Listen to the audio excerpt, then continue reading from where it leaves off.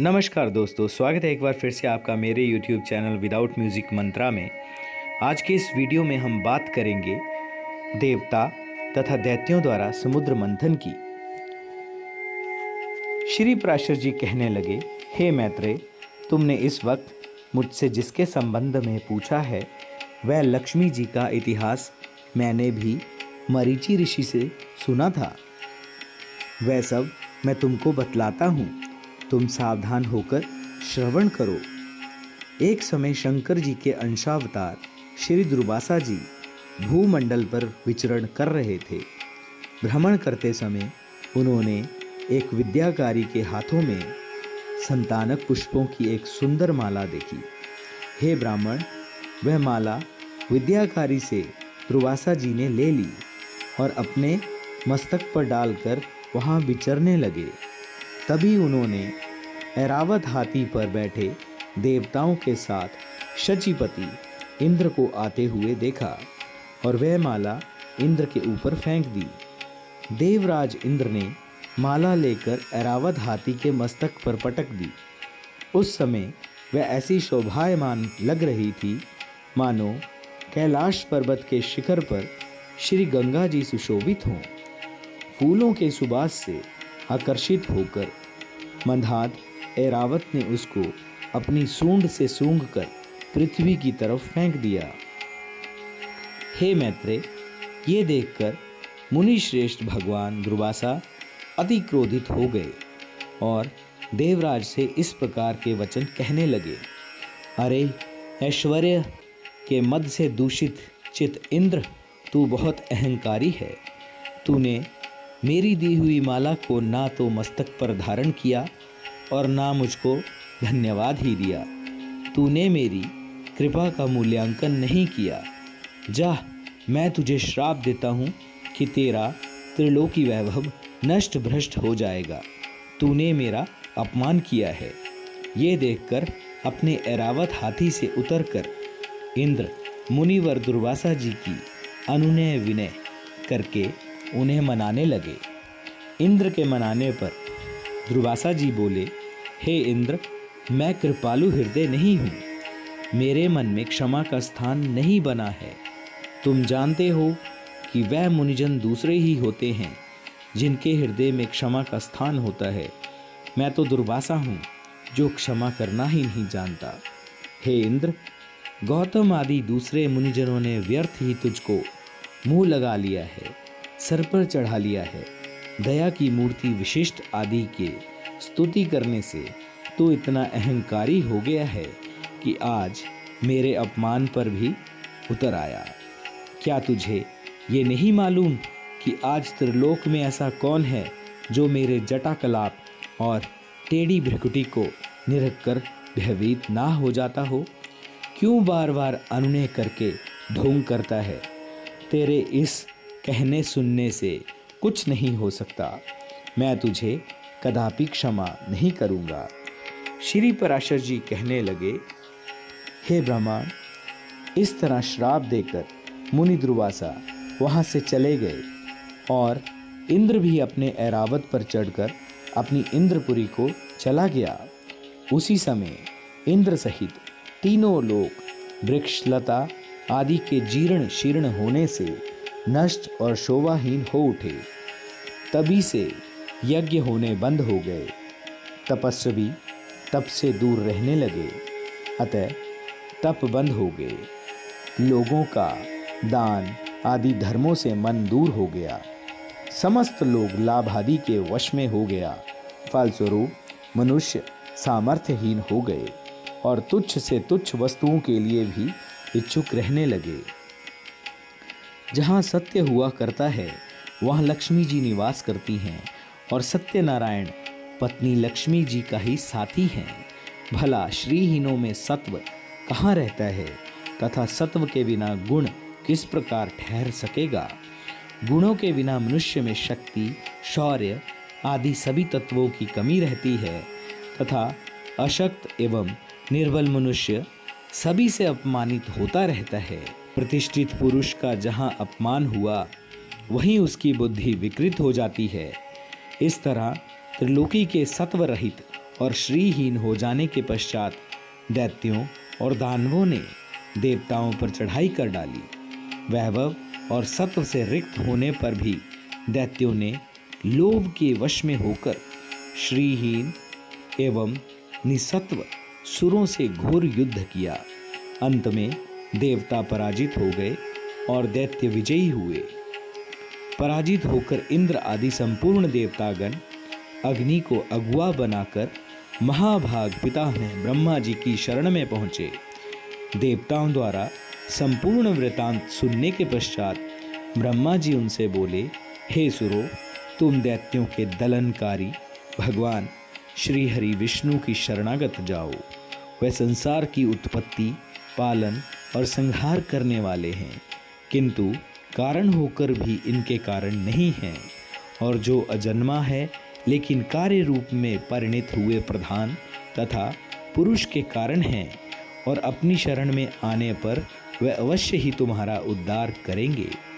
श्री पराशर जी कहने लगे, हे मैत्रेय, संपूर्ण देवताओं को युक्ति बतलाकर लोक पितामह ब्रह्मा जी भी सब देवताओं के साथ क्षीर सागर के उत्तरी कूल में पहुँचे और विष्णु जी की स्तुति करने लगे।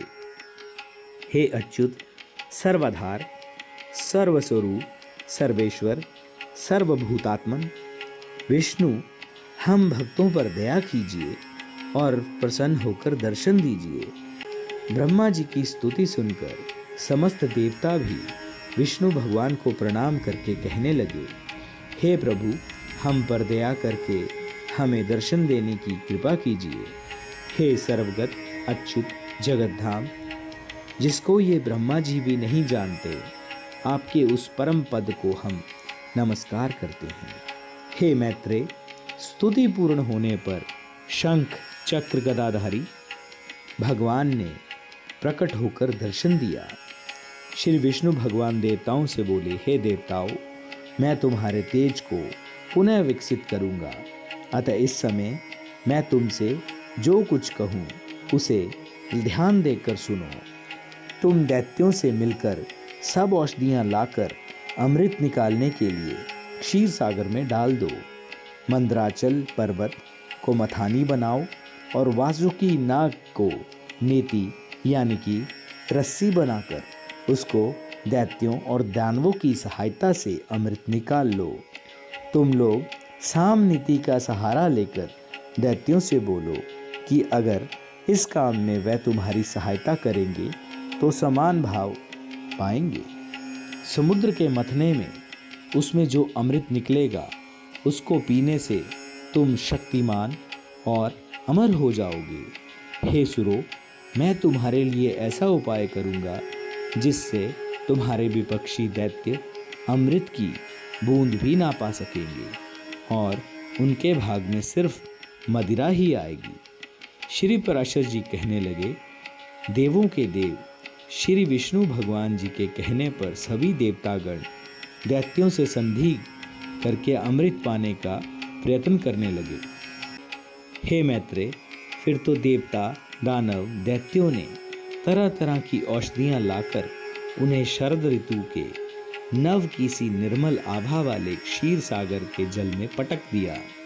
उन्होंने मंदराचल पर्वत को मथानी बनाया, वासुकी नाग को नेति यानी कि मथानी मथने की रस्सी बनाया और तेजी से सागर को मथने लगे। जिस तरफ वासुकी नाग की पूंछ थी उस ओर देवता लग गए और जिस ओर मुख था उस ओर भगवान ने दैत्यों को लगा दिया। क्योंकि दैत्य नाग के मुख की ओर थे, इसलिए नाग के श्वास की अग्नि से झुलस कर वह अशक्त हो गए और उसके श्वास के विष से बौराकर अचेत होने लगे और देवताओं की शक्ति बढ़ने लगी।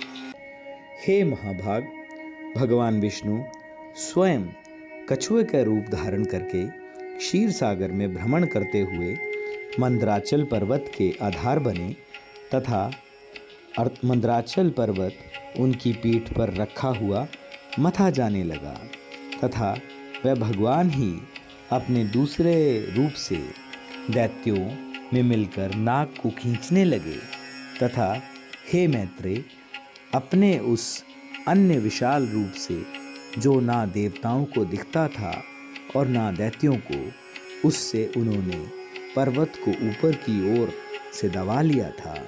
भगवान विष्णु अपने तेजस्व से वासुकी नागराज में शक्ति का संचार कर रहे थे और अपने दूसरे तेज द्वारा देवताओं के बल में वृद्धि कर रहे थे। इस तरह देव और दानवों के क्षीर सागर के मथे जाने से सर्वप्रथम समुद्र में से यज्ञ सामग्री की आश्रय रूपा देवताओं द्वारा पूजित कामधेनु निकली। उसे देखकर सुर और असुर दोनों आनंद विभोर हो गए और दोनों टकटकी लगाकर उसको देखने लगे। इसके पश्चात वारुणी देवी निकली। सागर के मत्ते रहने से अपनी सुगंध से त्रैलोक्य को सुगंधित करने वाला, देवताओं की सुंदरियों को आनंद प्रदान करने वाला कल्प वृक्ष निकला। ये कल्प वृक्ष ऐसा था जो इसके नीचे जाकर जो इच्छा करता उसकी इच्छा तुरंत पूर्ण हो जाती थी। मंथन चलता रहा और अब की बार सागर में से रूप और उदारता से युक्त अति अनोखी अप्सराएं उत्पन्न हुई। समुद्र मंथन चलता रहा और क्षीर सागर में से चंद्रमा निकला, जिसे महादेव जी ने ग्रहण कर लिया। इसके पश्चात क्षीर सागर से विष निकला, जिसे नागों ने पी लिया। तत्पश्चात वस्त्रों को धारण करने वाले भगवान धन्वंतरी अपने हाथ से अमृत से भरा हुआ कमंडल थामे हुए सागर में से निकले। उन्हें देखकर देवताओं और दैत्यों के हर्ष का पारावार ना रहा। समुद्र मंथन चलता रहा और इसके बाद एक खिले हुए कमल पर विराजित श्री लक्ष्मी देवी अपने हाथों में कमल ग्रहण किए हुए प्रकट हुई।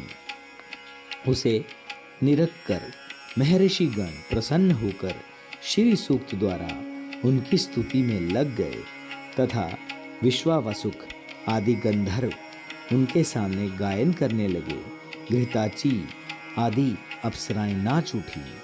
अपने पावन जल से लक्ष्मी जी को स्नान कराने के प्रयोजन से स्वयं गंगा आदि पुनीत सरिताएं उपस्थित हो गईं। दिग्गजों ने सोने के कलशों के निर्मल पावन जल से उनको स्नान कराया।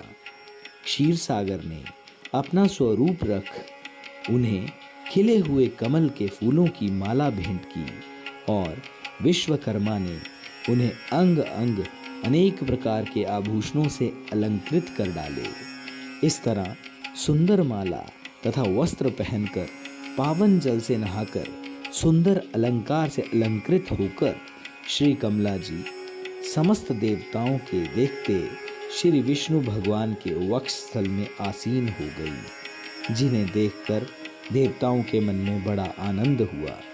ये देखकर दैत्यगण बिगड़ गए और उन्होंने अवसर देखकर श्री धन्वंतरी जी के कर कमलों से अमृत से भरा कमंडल छीन लिया और पीने की तैयारी करने लगे। ये देखकर देवताओं में खलबली सी मच गई। उन्होंने भगवान विष्णु की ओर निहारा। वह मोहिनी रूप धारण करके दानवों के समक्ष आए और उनको मोहित करके अमृत भरा कमंडल उनसे ले लिया और देवताओं को प्रदान कर दिया। अमृत भरा कलश पाकर देवताओं ने अमृत को आपस में वितरित कर लिया। ये निरख कर दैत्य खड्ग लेकर देवताओं पर प्रहार करने लगे, लेकिन अमृत पीकर देवता अमर और शक्तिशाली बन चुके थे। अतः दैत्यों की उनके आगे एक न चली। अंत में दैत्यों की सेना वहां से भाग गई। फिर तो देवता आनंदपूर्वक विष्णु भगवान को नमस्कार करके पहले के समान स्वर्ग में राज्य करने लगे। हे महाभाग, तभी से प्रखर तेजवान सूर्य भगवान अपने मार्ग द्वारा और दूसरे तारागण भी अपने मार्ग से विचरने लगे। अग्नि देवता बहुत प्रज्वलित हो गए तथा उसी समय संपूर्ण प्राणियों की धर्म में आस्था हो गई। हे मुनि श्रेष्ठ, त्रिलोकी भी श्री संपन्न बन गई और सुरों में श्रेष्ठ इंद्र देवता भी पुनः राजा बन गए।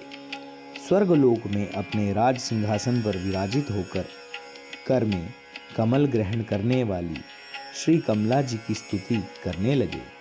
श्री पराशर जी कहने लगे, हे मैत्रेय, इस तरह आदिकाल में श्री इंद्र द्वारा स्तुति किए जाने से श्री कमला जी उनसे इस तरह कहने लगी, हे देवेश्वर, मैं तुम्हारे इस स्तोत्र से बहुत प्रसन्न हुई हूँ। जो चाहो मुझसे वर मांग लो, मैं वर देने की इच्छा से ही यहाँ आई हूँ। देवेंद्र इंद्र कहने लगे, हे देवी, अगर मैं वर पाने योग्य हूँ और यदि आप भी वर देने की इच्छा रखती हैं तो मुझे प्रथम वर तो ये दीजिए कि आप इस त्रिलोकी को कभी ना छोड़ेंगी। दूसरा वर ये दीजिए कि जो कोई आपकी इस स्तोत्र द्वारा स्तुति करे उनका आप कभी त्याग ना करेंगी। श्री लक्ष्मी जी बोली, हे इंद्र, मैं अब से त्रिलोकी को नहीं त्यागूंगी।